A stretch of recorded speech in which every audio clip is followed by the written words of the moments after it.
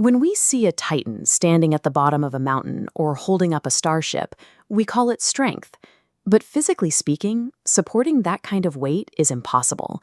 Every load-bearing structure has a limit to its compressive strength, the amount of pushing force it can take before failing.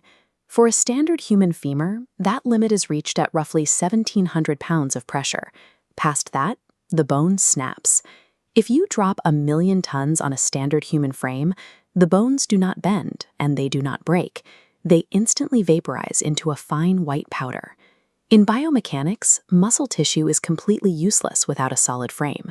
If the skeleton cannot support a given load, the muscles have no anchor to pull against.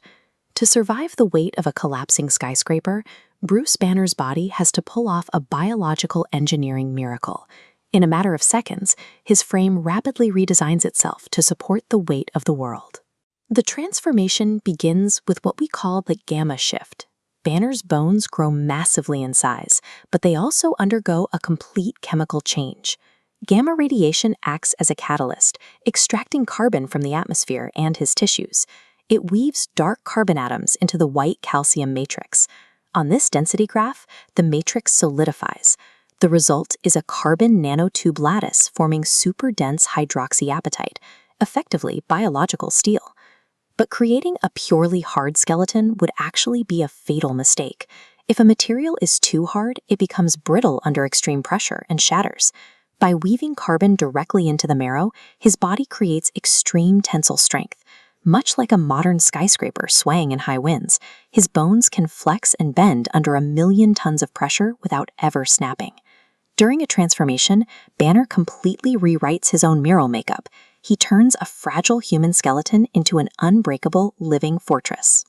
Even with a reinforced skeleton, a heavy load will still target the most vulnerable points in a structure. In any frame, those failure points are the joints, the knees, hips, and vertebrae. The sheer grinding friction of 1,000,000 tons pressing down would instantly pulverize a standard biological joint, turning the cartilage and fluid to dust. His anatomy triggers synovial lock. Between his hyperdense bone plates is a thick layer of hyperoxygenated fluid, acting as a non-Newtonian shield. Counterintuitively, the greater the downward force applied to the joint, the more solid and rigid fluid becomes. His bones never actually touch. They float on a highly pressurized liquid cushion that stops any grinding and distributes the localized stress evenly outward across his entire cellular structure. When he supports a collapsing bridge, he is not physically lifting the weight. His hydraulic anatomy is absorbing the kinetic energy into his own mass. By operating as a single, unified fluid compressive system, hydraulic pressure stops his knees and spine from collapsing under the strain. This simulation readout highlights a very specific physiological vulnerability. Watch what happens to the critical support threshold graph if his rage, the gamma pressure, suddenly drops while he is holding a massive load.